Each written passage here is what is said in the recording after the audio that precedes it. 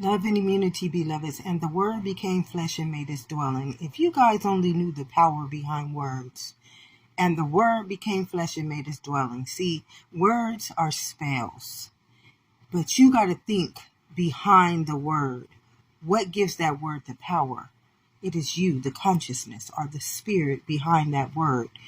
We give more power to words than we do our own spirit, or our own consciousness, or our own power. This is why when I do all my videos, I try to get you to understand yourself as a genetic code versus a race, a sex, a religion, or any type of idol or statute.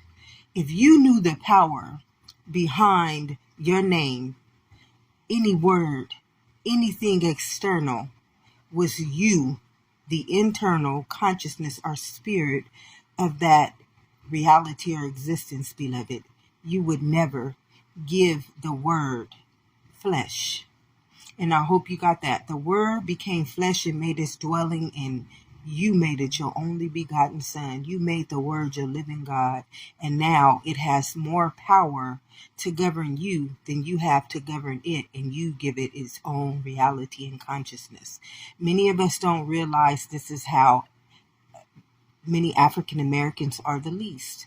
They let that word become flesh, which means anything that becomes flesh is now your reality.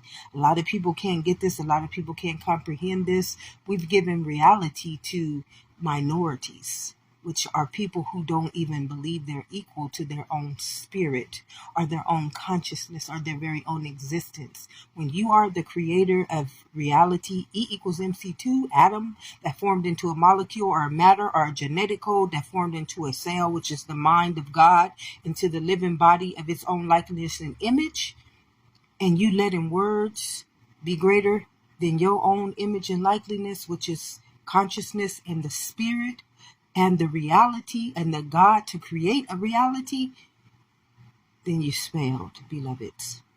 And the word became flesh and made its dwelling. And I believe that's you. Any person believing themselves to be the foot and not the head has spelled their own consciousness. We got to stop following false prophets. We got to stop understanding anything that lives in the world. It says, do not be conformed by the world, but by the renewing of your mind. Your mind is a spiritual law that creates matter, reality, existence, atom that formed into a molecule and then into matter. God bless us all.